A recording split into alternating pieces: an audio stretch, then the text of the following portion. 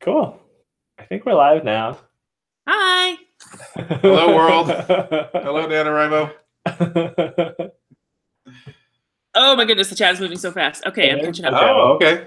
All right. Actually, Oh, you know what? I am going to go get my phone so I can look at the chat because I thought I was going to scroll here, but it's not. But I'll be right back. Okay.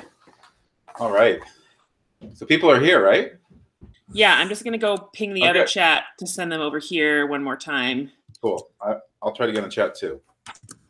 I feel like I'm just staring at a screen. I don't know. Every time, like nothing makes me feel older than trying to live stream in any form. It feels like every version of it is like differently confusing to me, and I get like 6 months older every time I attempt it. Yeah.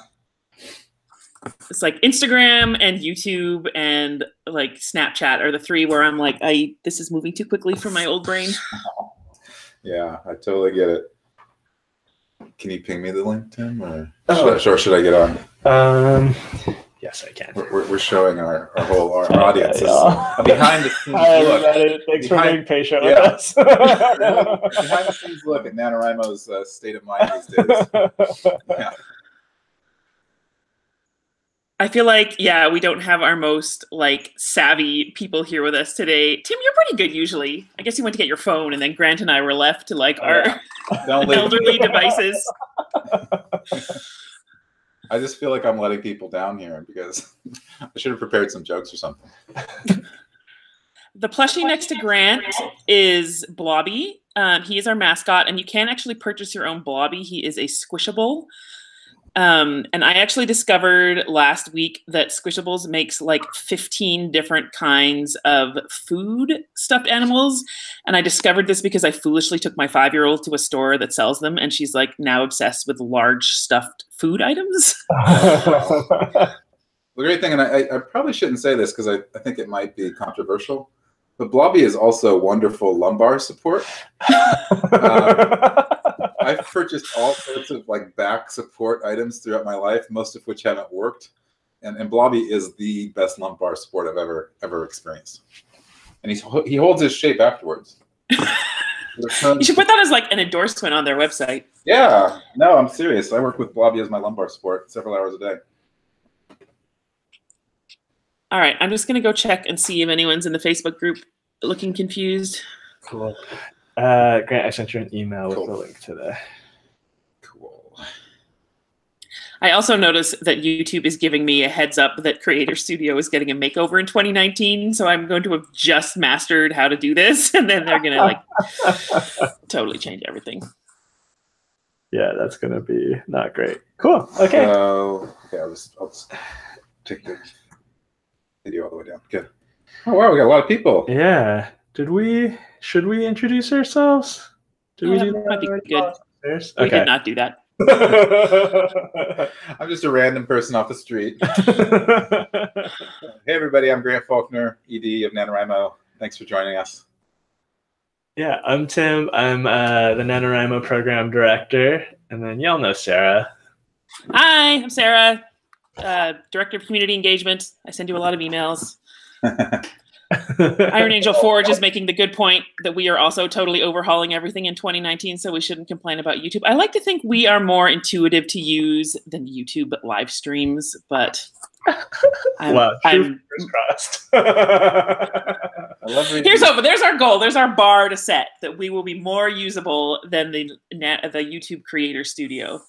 This is great. I love reading the comments. Sarah, do you want to just give some context of what we're doing here? Other than fumbling around incompetently with live streaming. So we're here.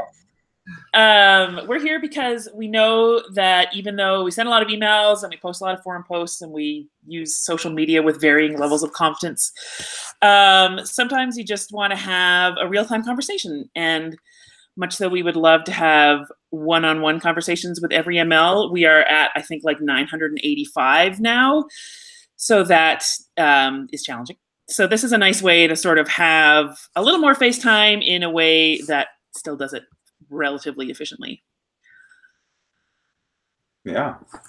That about sums it up. Also, YouTube live streams allow us to have Blobby's official portrait on display, which I feel improves anything we ever do. You can see up to Grant's right shoulder. I guess it's his left shoulder. You can see that's Blobby's official portrait, which was painted by Catherine, our communications manager, and it is even more amazing up close. He's got his hat. His hat has a little NaNoWriMo logo on it. It's truly amazing. I recognize a lot of the usernames in the chat, but if people want to introduce themselves, let us know where you're MLing for, how things are going. That'd be cool too. Sarah, you got a call out for your emails from CS Rambo. Love the emails. I do, try. That's good. There's always there's like a very small delay between what we say and when we say it and what the chat says. So if you see us here sort of staring blankly at the screen, we're just waiting for the live stream to catch up with our actual conversation. Well, I'll tell, while we're waiting for people to like introduce themselves or ask questions, I'll say that I was in this random San Francisco cafe yesterday, a neighborhood I'm almost never in because I had to drop my kids off or something. I walked in and there was the San Francisco Municipal Liaison sitting at a table. And I was going there for the express purpose to prep for my novel. Amazing. So it was like this wonderful kind of... Was it Rachel or Brandon? It was Rachel. Oh, yeah. That's so cool. Yeah. And Rachel was much more like I was going in there for I haven't thought about things too much. I was going in there for like 3 to 4 hours of dedicated kind of brainstorming. And Rachel was like, nope, I'm just pantsing it. No worries. Show up. I love it. Yeah. That's extra funny if you know that Grant and the office are not actually in San Francisco. They're over in East Bay. So like that's not even Grant's home region. And yet NaNoWriMo is so omnipresent that you go to a different city and you bump into the ML there. Yeah. It was like a 45-minute drive. Wow. Yeah. Was she holding an event or was she just hanging out? She's just meeting a friend. Oh my gosh, that's great. I was trying to talk her into preparing for NaNoWriMo. I was like, come on, let's brainstorm. Let's go right in here.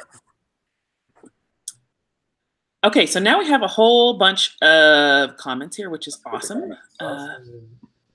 People from all over the place. Ooh, Belgium even. Wow, we're going international today. That's awesome. Denise, I want to know what time it is where you are. I feel like we're in that horrible week where European clocks have changed and North American clocks haven't changed. And so time zones that are already really confusing for this 1 week are like even worse. I think this is that week, but I could be misremembering. Sarah, we have a question here from Lindsay Davis about the cost of putting on the Night of Writing Dangerously. Should we jump in and try to answer questions right away, or? So Lindsay, are you asking like what would it take to keep having the Night of Writing Dangerously and like keeping it going after? I think that's the impression I'm getting here, and it's not so much about what is the cost specifically of the Night of Writing Dangerously. It's more like the two lines of like, what are the costs, which because it's in San Francisco, everything in San Francisco, the cost is rising so rapidly. And just the amount of like interest in it. Like people, it's getting more challenging for people to attend it. It's getting pricier for people to fly out if they're traveling, pricier to stay in hotels because it's in San Francisco, where again, prices are kind of rising. So it's more a case of just like time to output input ratio, I guess. Like it's just it's always been a balancing act, and it just has hit the point where the balancing act isn't balancing anymore. And so it's not a case of like, oh, if we hit this magic number, it'll keep happening. It's just a case of like, we have put on this event for so many years and we've kept putting it on even when the balance was starting to get a little bit off kilter because we love it so much, but it just ceased as the kind of event evolved. It became less and less sort of logical to keep doing it, even though we want to keep doing it. So it's not so much a case of like, oh, if we could only hit this magic number, we could keep doing it. It just felt like it was no longer, that balance was no longer reconcilable, I guess is the best explanation there.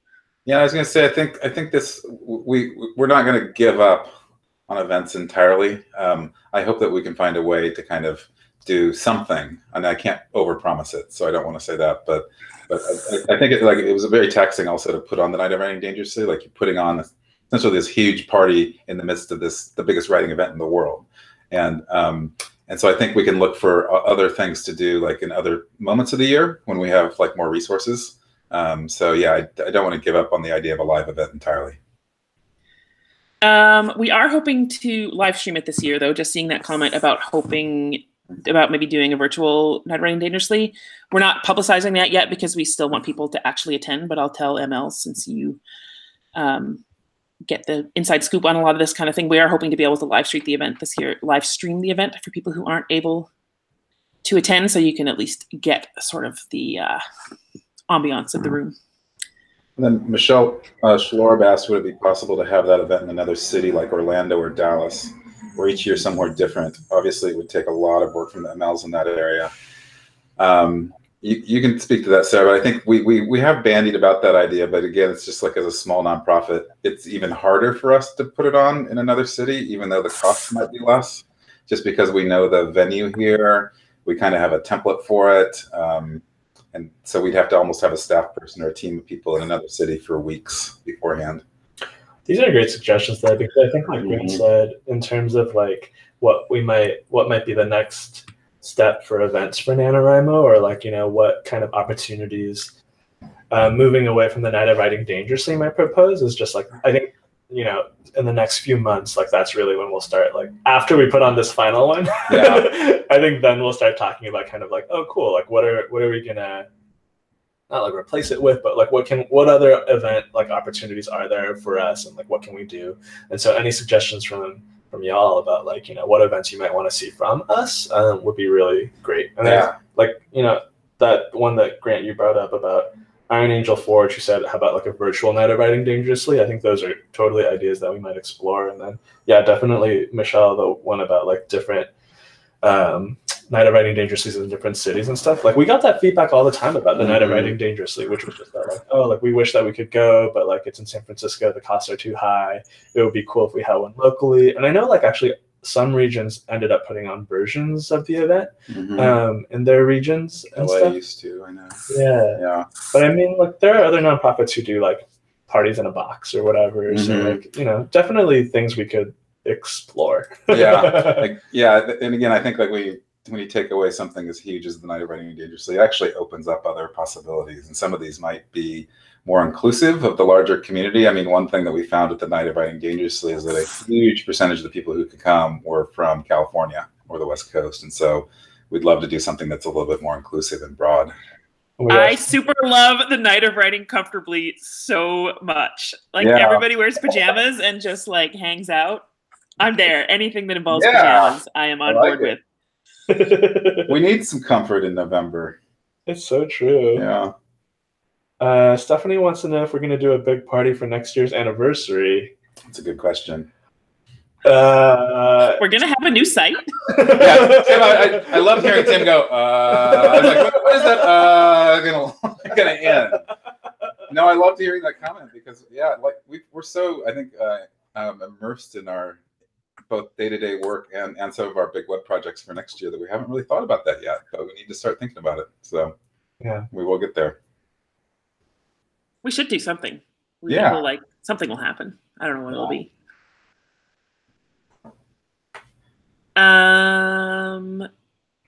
Well, it's nice to hear all the interest in the Night of Riding Dangerously, though, definitely. So yeah, we really loved the event too. We'll miss it for sure. Yeah. It's going to be weird. Like that's the first year I went to the Night of Riding Dangerously was 2008, which was the second ever Night of Riding Dangerously. And I've missed 2 while I was on mat leave. But like, other than that, I've been every single year. And the reason I ended up working here is because I went to the Night of Riding Dangerously. So it's like it's a very end of an era feeling for me, for sure. I think my first one was 2010. So yeah, almost a whole decade.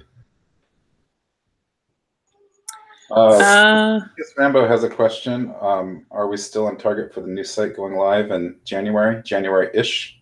I love January-ish. So I know I definitely recognize a bunch of names from people who were around for the kind of updates about the website earlier. So we are still targeting January for the new site launch. Development has been intense. I think we knew that it was going to be an ambitious project, but I think just like as Jezra and Dave, who are our tech team, have been building the website, I think we're just recognizing like, wow, we were being really ambitious. Because I think with the current website, you know, it really evolved over a lot of years, right? So like when it first started out, it had like you know, profile, word count updating, and we added features every year. We introduced regions, we introduced word sprints, we introduced upgrades to the forums, like things like that. And so like it kind of came together in like a step-by-step process over many years, and realizing that like, oh cool, like basically we're trying to compress all of that into this 1 year of development and revamp everything. And so, you know, it's like not everything is changing drastically. So like it's not going to be like, oh, this is unrecognizable, but like everything's changing a little bit. Well, and everything has to be coded. Even if it's the same, it's built on a different system. So even if we're just like duplicating what's on the existing system, it still has to get built in the new code. It's a different code. It's not Ruby on Rails. It's Ember. Yeah. And it's also an integration, right? We're putting camp. We're integrating it into one site. Yeah. And we're making it a year-round site. And so, yeah, there's just a lot of complexity.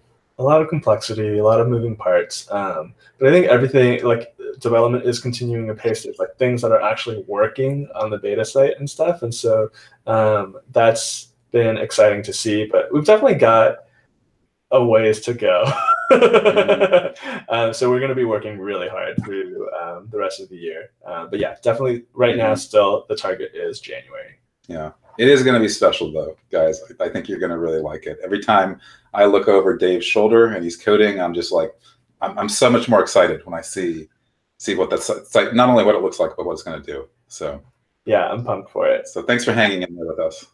And to answer your question about the additional features to Writing Buddies is one of the, like, I would say biggest changes, is that it becomes a much more robust concept. Rather, right now it's basically a bookmark, and on the new site, it's a much more interactive and useful concept.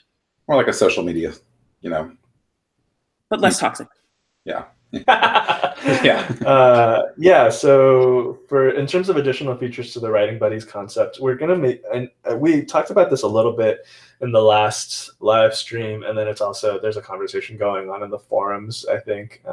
But we are moving to it's going to shift a little bit. So we're moving to a mutual model.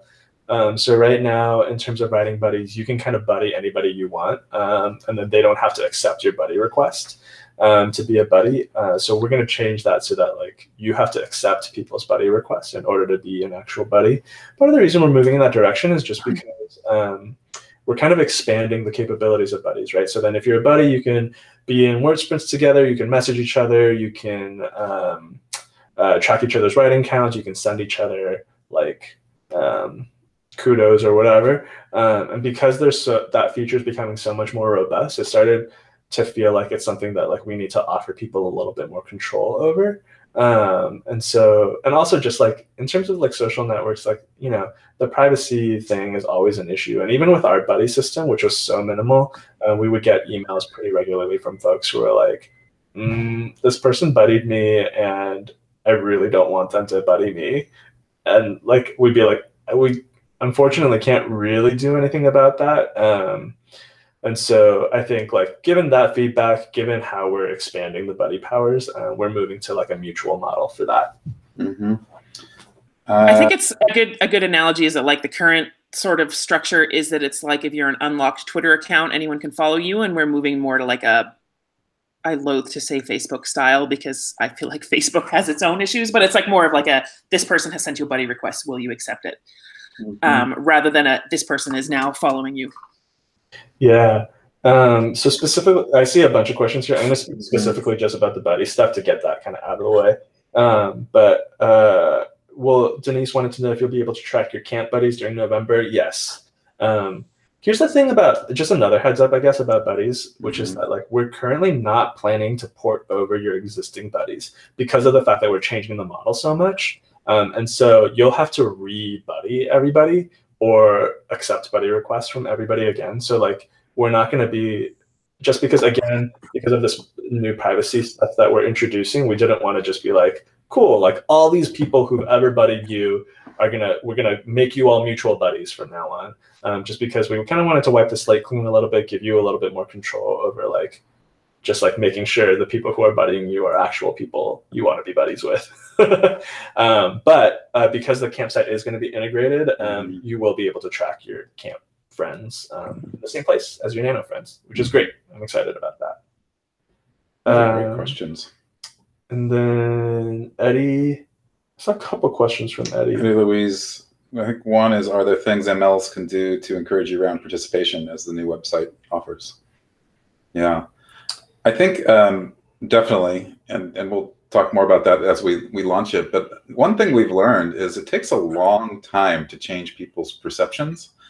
And so since we're known as National Novel Writing Month, it took us a long time to actually educate our very own participants about camp.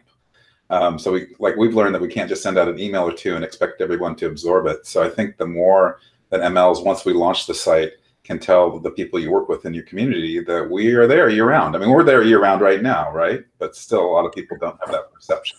So I think it's going to be much more prominent and visible on the new site, because there will be, you know, word count tracking tools or revision tools that you can use at any time during the year. So and a whole dashboard that I think will broadcast that or communicate that better. And I think that we are going to have a lot of conversations upcoming about like, what does that look like in a year-round model for the ML role, and how is that going to change? And that's going to be a conversation that we'll start having in January. Like we're having that conversation on our end already, but like we'll start having that conversation with you now, because you have plenty to worry about currently. Exactly. yeah, exactly. November is coming up soon. I hear less than 72 hours. Oh my gosh. We need a big clock countdown in the office here, I think. Oh, that would be good. Yeah. Although it's like the whole time zone thing, I went to look it up and then I sent out an email about it, and then it was like, oh, Australia is on this time right now. And I was like, I give up. I can't. This in between week, with the time zone changes or with the clock shifts, I can't handle it. Yeah. Scrolling back, the new site will be much more mobile friendly. When we were building it out with the company that did the design for us, like everything was separate with like, here's what it'll look like on a computer, here's what it would look like on a mobile device. So everything was like looked at through that lens as we went through. Yeah. Utaxon asked about, said that they're hoping that there'll be an OAuth provider that third-party sites can use for login with Nano. All those integration pieces, I think Dave and Jez are thinking through and stepping through. So even if we don't necessarily launch with that in January, we're planning for it. So hopefully, fingers crossed, we're hoping for that too. And Feinstein asked, will you still be resetting the forums on an annual basis? So some of y'all have seen kind of the new forum software that we're planning on using called Discourse. I don't know that we'll be resetting the forums anymore. I think we're open there to hearing your guys', like all y'all's feedback, like if that's something that you guys appreciate and want, or if it's something that feels antiquated. We've honestly gotten feedback on both ends from participants about both as like people who are like, oh, it's so great when it resets, because then you feel like NaNoWriMo is really here and you have a blank slate. And then we've heard from participants who are like, why are you guys deleting all of this really useful material? So yeah, open to feedback there. On the question about engagement on the forum seeming lower, for me, regional forums and the forums in general are two separate things for me. For the regional forums, I have found in the past that it's like very, very cyclical. And like in my home region here, it hasn't had much to do with participation levels or even like activity on other social media. It just feels like some years people are into it and some years they're not. And I don't know how much of that is moving people back, you know, from Facebook. Part of the reason that we started like the ML Facebook group and the general participant Facebook group is that those groups already existed, but we weren't in them and we weren't involved in them. And so rather than kind of trying to push this giant rock uphill and be like, no, come and keep having these conversations on the forums, we were like, okay, the conversations are happening elsewhere. We should go where the people are rather than trying to drag the people to where we want them to be. Which is a less than ideal answer in some ways, because like the advantage of the NaNoWriMo site is that we know that NaNoWriMo participants are there.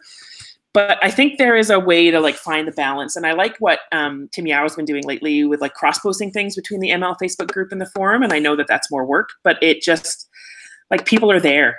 And so we found already like we're more involved in conversations that MLs are having because there are MLs posting in that Facebook group that have never posted on the ML forums. And so it's just a case, and like there was an existing ML Facebook group. We weren't in it. And it was kind of like, if you knew the right people, you kind of got an invitation to it. And if you weren't, you didn't. And this is just, it's where the conversation happens. And so we're trying to find ways to be a part of those conversations wherever they are happening.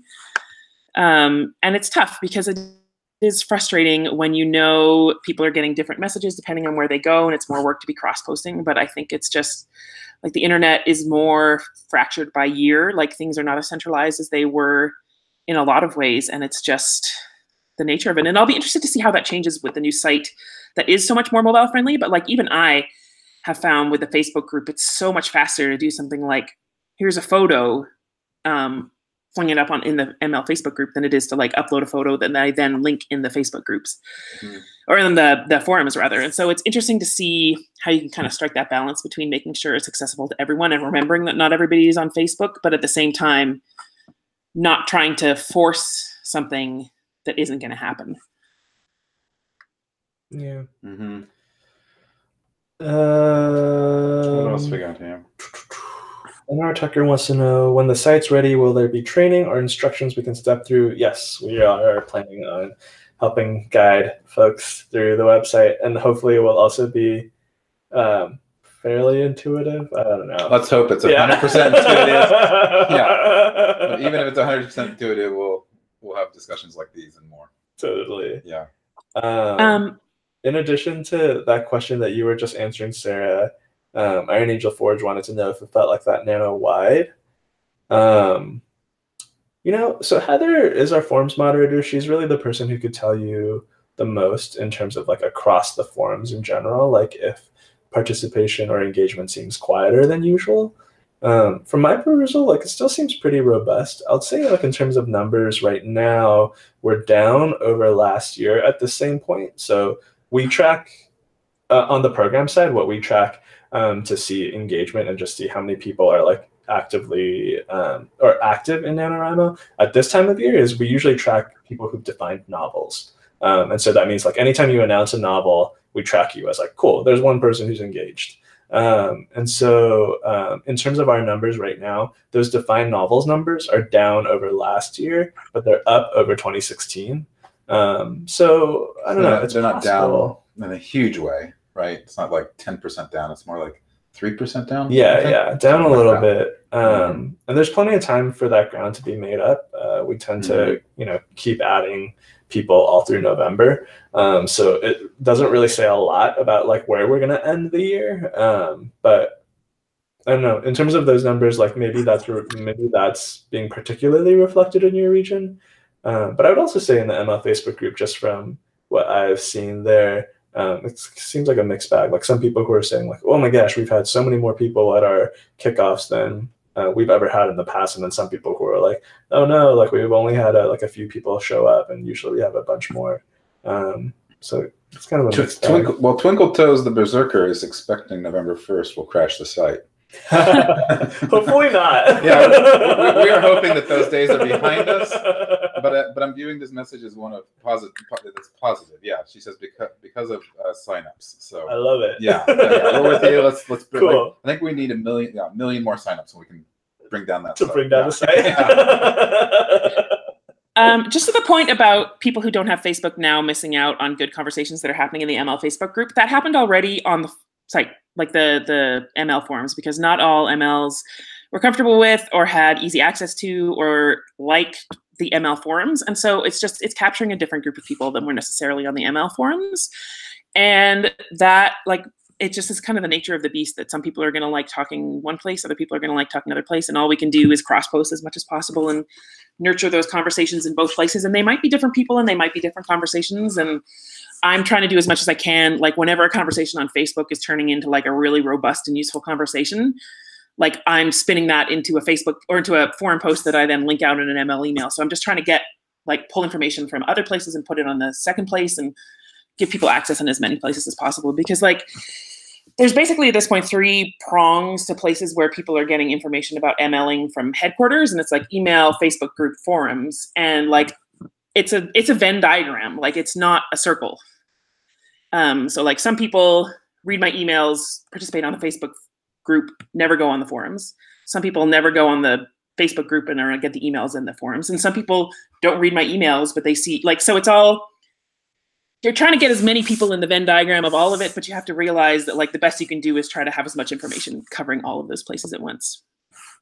I know, so like, not to speak for her, but I know she works really hard on just making sure like all that information gets replicated. So like if you happen to be a person who is on all 3 platforms, you're probably getting a lot of the same information over and over. But thank you for being so engaged and on top of things. Those repetitive messages are not for you. And that's the thing, is that like it's so like everybody who's here today is an extremely engaged ML. And it's easy to be like, well, everybody should be, you know, doing these 50 things that I've done in the last week. But like the thing to remember is that there's like, 985 or whatever MLs. And like we're trying to get the information to the lowest common denominator most of the time. And like anybody who has made the time to come to a headquarters hangout is not the target for our blanketing of information. I also wrote down 2 other things that people asked about, one of which is we will be messaging the buddy wipe, blanketing it everywhere before the new site, fear not.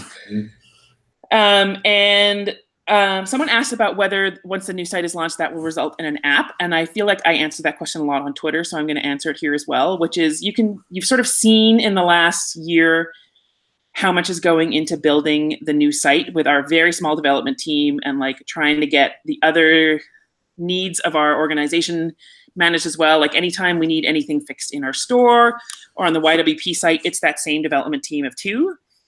And so we are like scraping by, managing it, just barely getting it done. And like an app is an entire other constantly in need of upgrade platform that is not like when we're coding a new site, that's the code, and that code can be like translated into different platforms. But an app is like, okay, we're doing it for iOS, we're doing it for whatever the Android one is called, like, and then we're doing it for all other types of phones, and they're constantly in need of upgrade. And you basically need a dedicated app team to be managing that and updating it and making it functional as the operating systems change. And it's like a massive undertaking that we just, at the point we're at right now, we do not have the development space or budget or time for. And so what we focused on is making the site really, really mobile friendly, and so that it's more usable on a mobile platform. But I feel like an app is a long way off in our current size and scope. Mm-hmm. The Android one is called Android. Yeah, there you go. Whatever Tim's called. I feel like, isn't there like, or I guess they just like each iteration has like a food name, right? Oh yeah, the version. Yeah. That's exactly right. What Sarah just said. Which isn't to say that we don't talk about an app. You know, like that's something that like we get. We also hear a lot of feedback from participants who are like, "Oh, like, you guys should do an app." Yeah. So we know that the desire is out there for it, but I think exactly what Sarah said, because we're not just thinking about kind of what it's going to take to launch an app. We're also thinking about what it's going to take to maintain an app and keep it updated. And so like there's a long tail of additional development that we would need to do and keep in mind when we're adjusting for like how many resources we would have to devote to something like that. But yeah, I mean, it's on our minds. It's something that like we're interested in at some point if we get the resources and the time and the people to do something like that. And then I also think Jez and Dave, before they kind of got sucked into this huge redesign project, Jez especially was really digging into kind of like, creating apps and stuff and like what exactly that requires. And so they've experimented with it, they're learning more about it. So definitely not anytime soon, but maybe. Yeah, it's on the list. It's just, I think like when I think of the web redesign, it's hard to totally articulate or illustrate what a huge mammoth project it's been for all of us. And so I think like we're just so consumed and so focused on that. And so we kind of have to get that done, and then we'll go to our like next list and kind of evaluate. And I think Utoxin's point here about building a robust API and letting external people build apps. I don't know if any of you were knitters or crocheters or spinners. That's how Ravelry handles it. They're like the massive, many millions of users, like Fiber Arts website, and they have no app, but they have a fairly robust API that allows people to kind of build apps using their structure. And like that might be the way that we end up going in the future, because I could totally envision a situation where we build a robust API and someone is able to use that to build an app with which you can update your word count from that app. And like maybe that's all that app does. And so that is another like direction that our conversation yeah, could definitely go. Totally. And if you have like what Sarah just said, if you have like specific suggestions for like what you would want our app to do, I think part of the reason we also like kind of like soft pedal the app thing is just because like we would want it to be super robust. But I mean, there are like, we could feasibly just put out a word count updater app. Like that probably is something we could do. So if your visions of the app are limited like that, let us know. We're listening. We'll listen to that for sure. Hey, Lindsay Davis, thank you for your message about the Writer's Digest conference meeting we had in LA 2 years ago. I am sorry, they had another conference this year, and I'm so sorry that I didn't make it there. I was too overwhelmed with both work and family commitments, and Tim was likewise. Tim was like thinking about going, but hopefully we'll be there next year if they have it again next year. So we do a lot of stuff with Writer's Digest, so I hope they'll invite us back. And I loved having dinner with you all, so hope we can repeat that. Cool. I have two more things I have written down that people have been asking about. One is scheduled nano mails, like regional messages. Tim, I can't remember if that's something that's on the radar at all, like the ability to schedule. So the version 1 of the NaNoWriMo website, what's planned currently for MLs to have is that you can set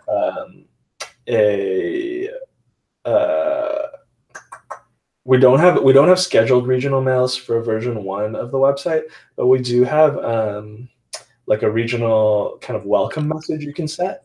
And so that welcome message will just like automatically go to anyone who joins your region.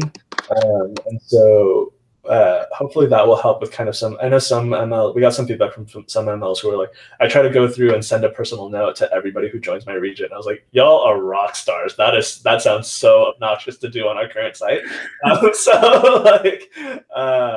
So hopefully that welcome message will mitigate some of that. I saw someone else here, I think it might have been Lindsay also, who asked whether you'd be able to kind of blast message all of your buddies. And yes, I think currently we're trying to have, we're planning to have a nano message feature where you can group message people. And then MLs for sure, of course, will be able to message their entire region at once. Someone else asked, I think it was Eddie, about Facebook fundraisers, and I am fairly cynical about Facebook, but currently I will say their fundraisers are quite amazing. Like we get the money from them really quickly. They do not take any fees, and it is super streamlined and easy. And I'm sort of waiting for the other shoe to drop, but right now it is a really great option and very nonprofit friendly. Yeah, I was going to say part of the reason we started using Facebook Fundraiser is our fees went up on Classy. And so it became a little bit prohibitive to host things there. And Facebook Fundraiser, also we figured like people, that's where a lot of people are, you know, so it's really easy to create one. It's really easy to tell your friends about it. It's really easy for it to go in your stream and other people's streams. And when I've done it, I got to say I've been amazingly surprised and touched because people I won't even know or who I barely know will chip in 20 or 25 bucks. And so we've had, I think like we've had a good start with them, but yeah, it is at this moment, like Sarah was saying, that they haven't been fully embraced. I think everybody has a little bit of a level of, I don't know, distrust or hesitancy. I know I did too, but I don't have it anymore. Lindsay, the group messaging on the old Nano site, no, there won't be anything on the old Nano site that changes. It will just be on the new site. Also backpedaling a little bit to, it seemed like there was some conversation over how to get your participants from Facebook over to the forums. If that's something you're trying to do, I mean, y'all might already have tried this, but like I would just remind your participants in your regional mails that like you have a regional forum. Because sometimes I think I forget sometimes that like I think on our end in terms of the programs, in terms of our messaging as a whole, I think one thing like we'll try to do is just remind people as we get closer to NaNoWriMo. So sometime this week that regions are having events and that there are regional forums, just so people remember to kind of check in there. That's the other advantage of just like, I think that's the reason why we're trying to, one of the things we're trying to do with the new site is just create a more robust notification system. So I think sometimes like, we don't really have a notification system on the current site. You don't get like, messages or notes that like, oh, there's a new topic in like the regional thread, or, oh, your ML sent something. And so we're trying to create a more robust notification system so people will have more of a sense of like the activity that's actually happening on the site and be checking in more. Because I think, part of the reason that like I look at the Facebook ML group a lot is just because like when I'm on Facebook, I get notifications all the frigging time. And so like I've just been like well trained by the internet machine that like it's just like, ooh, what's happening in the group? Yeah. What is that?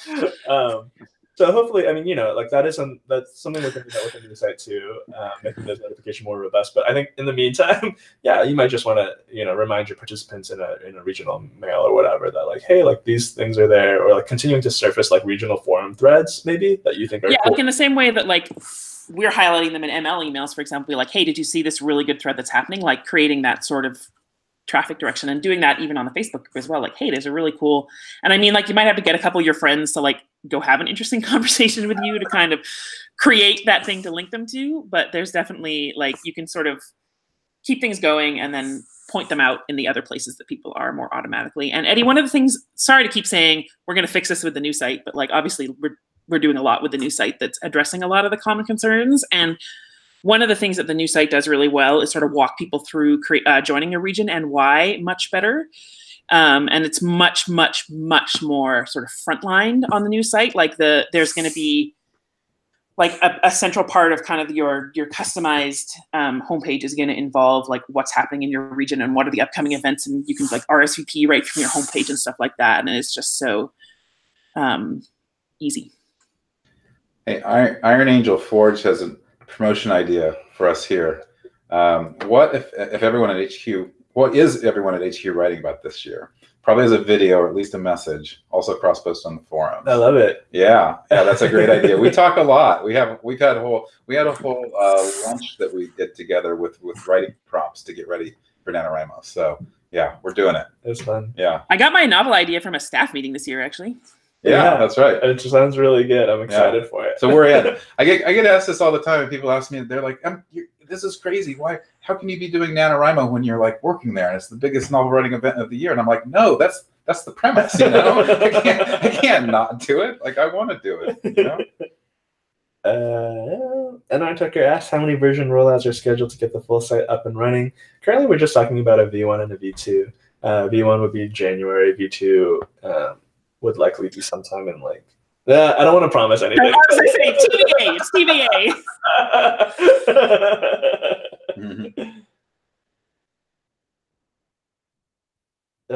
I am getting a lot of hearing you guys about the regional scheduling. That was in kind of like our initial like layout of what the new site was going to be, but that will most likely be like a V2 thing. Fingers crossed that we get that out before November next year. But yeah. And then also about NaNoMails forwarded to email on the new website. How will that? I can't remember how that works, Tim. You're going to have to talk about that. Say that again. I missed. Whether NaNoMails can be forwarded to email. Oh, no. Currently, we're not planning on doing that. You'll get like certain emails. So, like for example, like your ML emails to your region, or your ML messages to your regions. Like you can send those as nano messages, but that'll also trigger an email, like it currently does. I don't know if it's going to be exactly the way it currently does, or if it's going to be like some sort of. We still have that to kind of like totally nail down the details on. But in general, like nano messages, you won't really get like, like if I'm sending a nano message to Grant or whatever, like he won't get an email about that. We used to have a digest on on the old website. Some of you all might remember on the old website, the current website. The old version of it. Yeah. We had to get rid of it because it wasn't really, well, A, it wasn't really working, and B, it was really dragging our servers. But we're thinking through all those. We have like in this massive spreadsheet about like the different types of notifications and whether you get a site notification, an email about it, or I forget what the third thing is, but yeah, we're thinking through those things. Mm-hmm. We have been thinking about multi-region writers because so many people around the office are in that situation where like they work in San Francisco and live in the East Bay. That's always top of mind for us because we have we know lots of local commuting participants for whom that's relevant. So that's definitely been factored into. I don't know if it's going to be in version 1 that there's like multi-region options, but it's definitely in the conversation. Yeah. I mean, so you can definitely, you'll be able to join multiple regions because you can do that on the current site. I think Eddie might be surfacing the kind of just like how you can easily see calendars for more than one, because currently like you kind of have to flip between the pages for the regions to see. So our dashboard right now for the new website, it just has like it has lots of little different widgets. And so one of the widgets is like a region calendar widget. And in our initial kind of like vision for the website, like you could add the calendar widgets for like all of the different regions you want to keep track of. That will also probably be more of a V2 than a V1. That's what I thought. Yeah. Yes to the question about starting an emails from regional HQ thread. That's the same reason that we have the emails from headquarters thread in the ML forums, is that some people just don't get them for whatever reasons. Like spam folders are weird and sometimes they freak out for no apparent reason. So yeah, it's just a useful way to kind of just have that information. Even for people who join the region late too, it's nice for them to be able to go back and read past messages. So that's kind of a good workaround for that. That's a great idea. Mm-hmm. I like this idea from Denise class, a mute life button, or at least a pause life button.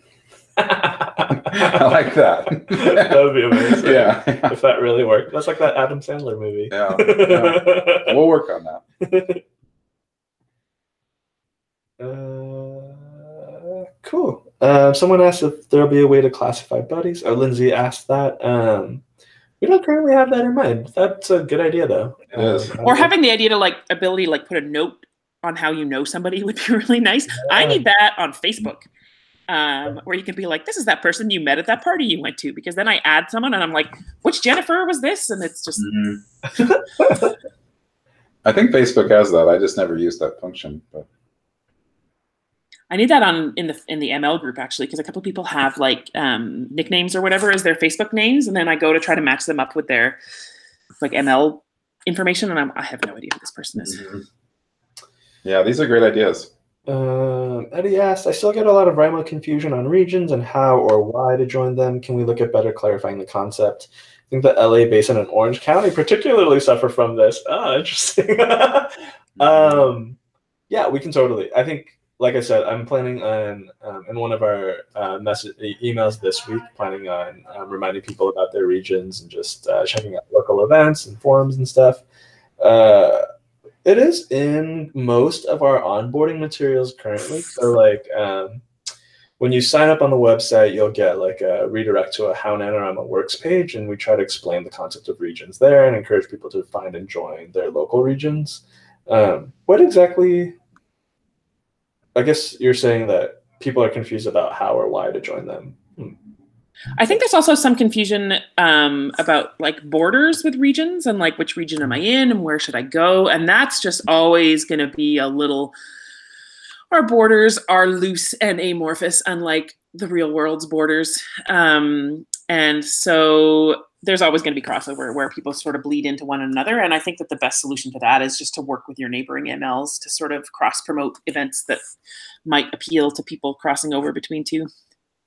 It's just a constant challenge too. I think when people sign up, I'm thinking of first timers, a lot of time they don't sign up with that expectation, like they're thinking of it. It's a website, it's a goal and a deadline. And so they might not know about all those community features, especially the in-person ones. So, yeah. Well, and especially because the site will just like suggest what it thinks is the closest region. And like, if they happen to be like, maybe they signed up while they were in a coffee shop in LA and they actually live in Orange County. And so it'll be like, oh, I guess LA is my closest region. I'll just join that one. So they might not necessarily get,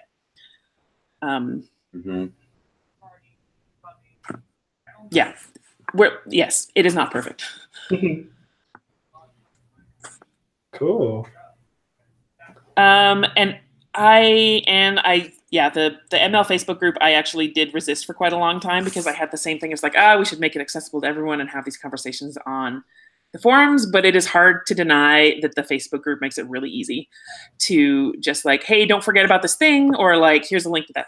I don't want to send emails with the frequency that I occasionally want to be like, heads up about this thing. And people don't check the forums with the frequency that they check Facebook. Like, that's just the reality of how we are all using the internet these days. And I used to use my own Twitter account for that sometimes, where it'd be like, hey, I need an ML to check this thing for me. Is anyone around? And like, that's goofy.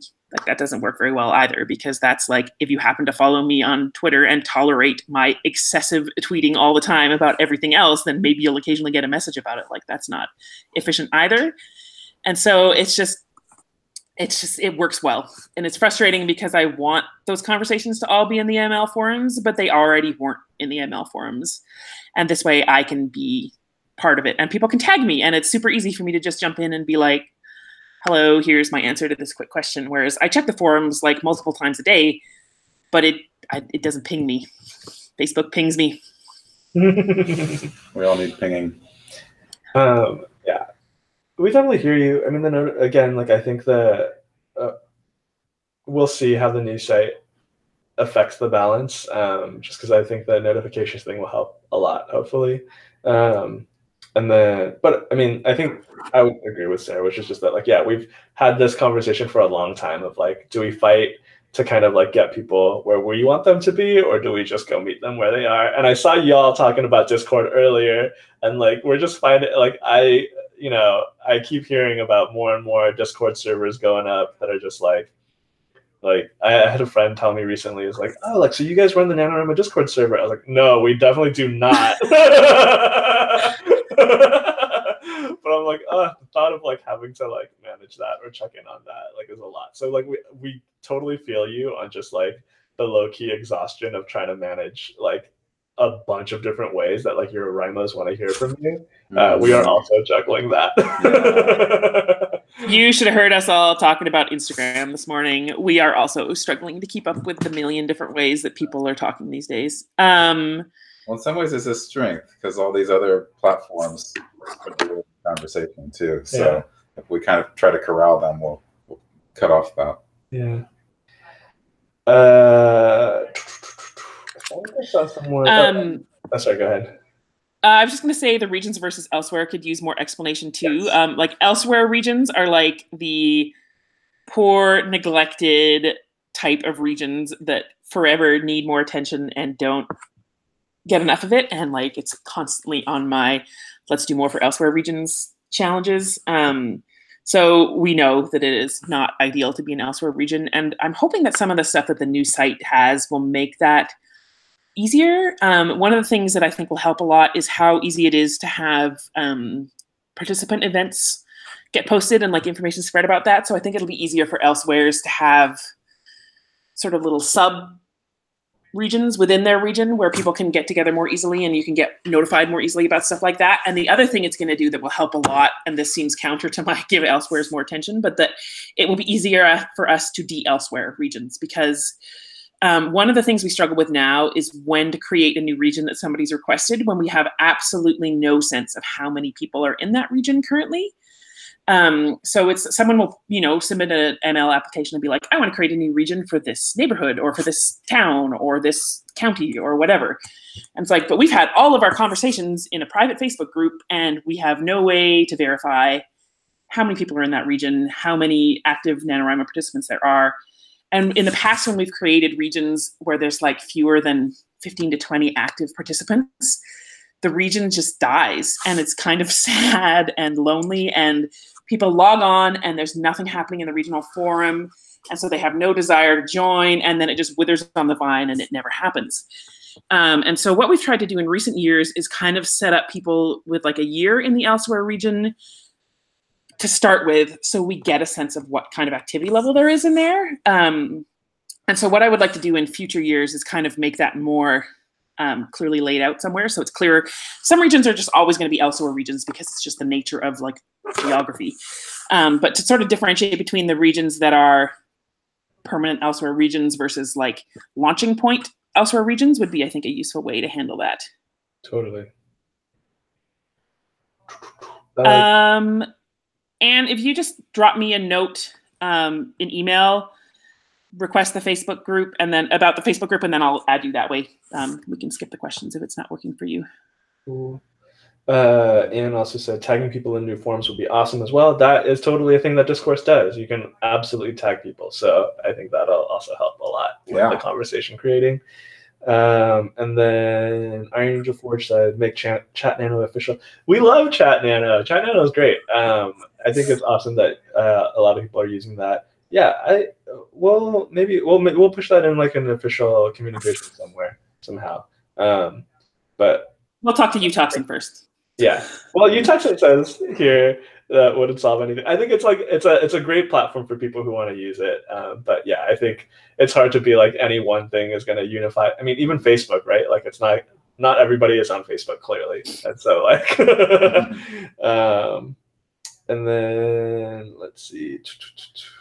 Someone said, I think Kyo Young asked something about the ML moderation tools. Man, I can't find that. Are the ML tools for moderation on the new website going to be any different from what we have now in terms of abilities and permissions? Yeah.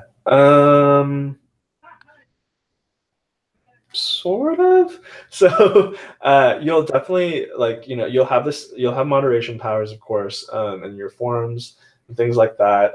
You'll have the power to message participant or like people who've homed to your region or who have joined to your region.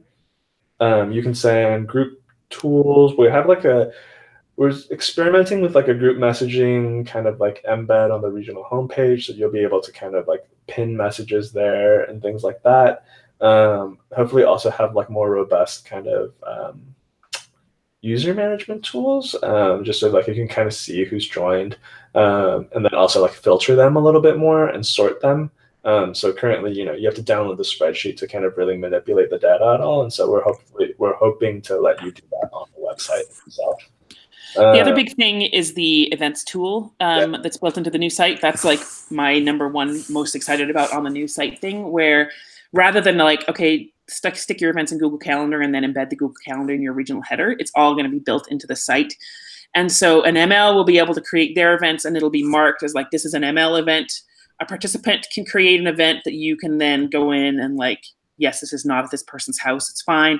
And then the big difference there is that Come Right In spaces will also be able to submit their events.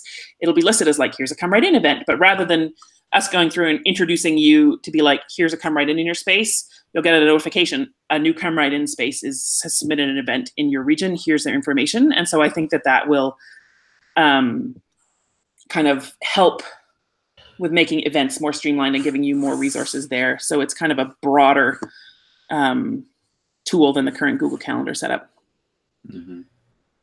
Sarah, Stephanie had a very specific question, but maybe you can answer more generally in terms of like, how do we split regions, or how do we decide to split regions? So we actually came very close to splitting out Seattle this year, and it's down to we have to have really strong applicants or existing MLs in both sides of the split region. We never want to split a region where it's going to leave one half of the region orphaned. And it basically comes down to like, is there a clear and obvious split that we can make in the region that makes sense? And like Seattle's a really good example of a place where it's really tough. Another one that's very difficult is London.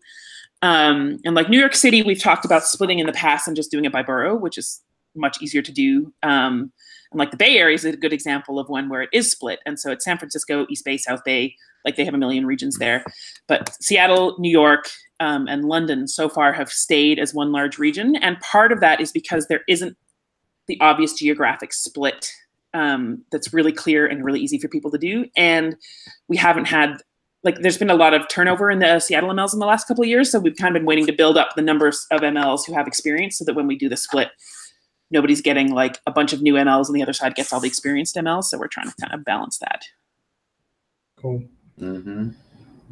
Anne asked why we chose Discourse for our forum software. So yeah, we went into that with like we explored a lot. We talked about this a little bit in our last one, but we explored a lot of different options. Discourse just matched kind of everything. Heather and I basically went through, we made a long list of all the features we would need from a forum software, and then also all the features that we would like from a forum software. And Discourse kind of just checked not all of them, but it checked more of the boxes than any other software we were using.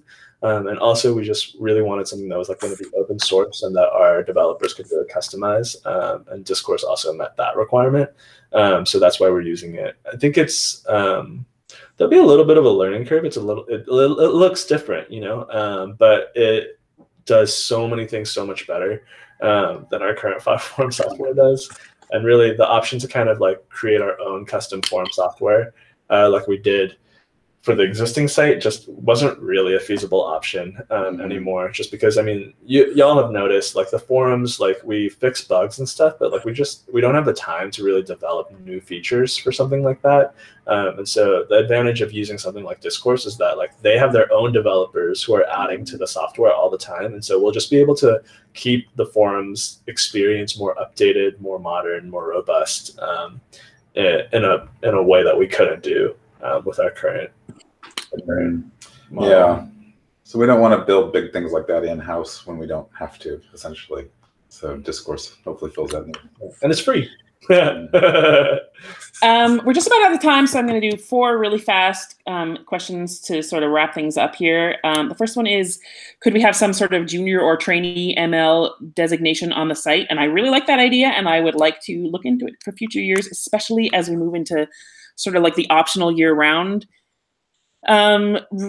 scenario. I think that's something that we should totally consider and have like different levels of like, this person is a November only ML, this person is an ML in training. Like that's, yeah, I would like to think about that because that's a really good point, because it also like when we have new MLs and it's kind of like either they get it all and then they're in and that's it and they're on equal footing with everybody else, or they don't get it and they don't have access to any tools. Like a middle ground would for sure be nice. Somebody asked, will there be who was it? Lindsay asked, yes, there will be an automated welcome email or welcome nano mail when new members join your region, and you'll be able to customize that as is relevant. Region splits is funny because Eddie pointed out that when a region gets too big, it burns out the MLs. I sometimes have had to force region splits on regions that don't want one. So it's very specific to the culture of a region when people want to split. And there have been some cases where I'm like, this is not working. I'm going to make you split even though you don't want to. And I know it's been challenging for regions where that happens, and it's all a balancing act. And I try not to do it unilaterally without a lot of discussion with participants and MLs, but it's very different depending on the kind of culture and geography of the region. And then the last question, Tim, is one for you, which is, what are we doing about dead usernames or people who haven't logged in for a long time with the new site? I can't remember where we landed on that. Yeah, we are going to clear those out.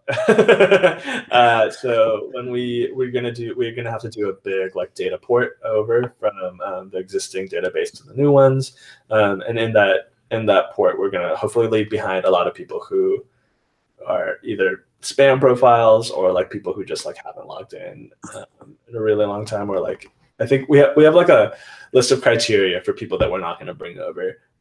So it's basically like people who've never created a novel, people who've never created a novel and have had a profile for at least like 3 years or something like that. I think we're safely assuming that those are people who are not real people or are not people who are really interested in NaNoWriMo anymore. Yeah. So we are hoping to clear those out. In terms of like clearing, I think I saw someone also saying like, are we going to clear our region? Sarah and I have talked about that a little bit, about like regions that seem like mostly dead. Yeah, that's a tough one because it's hard to be like, there's so many regions that we don't have a great sense of like what's going on in all of them at all times. And so it's more a case of like somebody suggests that we axe a region is when we do it.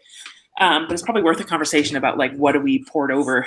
Yeah, we've definitely seen like we've definitely seen like a few regions who are like don't have MLs it says there are like 2 participants in that region. It's like, should we? But we haven't yet defined kind of like, what's the criteria for cutting off a region. Okay, we're going to wrap up this hangout, but I am going to go right now and start an ML forum thread for like ask us the questions if you couldn't come to the event or if we didn't get your questions in the hangout. So we will continue to be, and I will go and bug the people who need to answer those questions if I can't answer them myself, because I am very good at annoying people with that. It's like, I can't answer this question, you go do it. So if you have questions that we didn't get to today, we will cover them. I will post it in the ML forums and link it from the ML Facebook group. And we will answer questions in either place. Woohoo! Thanks so much, everybody. It's great reading your ideas and your questions, and I love like the enthusiasm here that people are signing off with. So happy NaNoWriMo. Happy NaNoWriMo in 3 days. Oh, man. How many hours, Sarah? 68? Oh, no, I'm not. I give up. No, I tried to do the math this morning for a tweet, and I was like, oh, God, the time zones, and then I gave up. It's like 48 hours or less now for some. No, It's like 36 hours for some regions, I'm pretty sure. We need the illustration of the Santa Claus going around the world. And that's pretty much how it is. But the problem is Santa does not go around the world in the week where only half the world has changed their clocks, you see. This is the problem. It's like going to be a real like stutter step. Exactly. Thank you so much for making the time to come. I know this is a busy week for y'all too, but it's so nice to talk to you and see see your usernames. Yeah. Someday we'll see your faces with new technology. But, I know we did some hangouts in the past where we let MLs come on. So that's right. We do that later. Yeah. Cool. Thanks again, everybody. Bye. Bye too.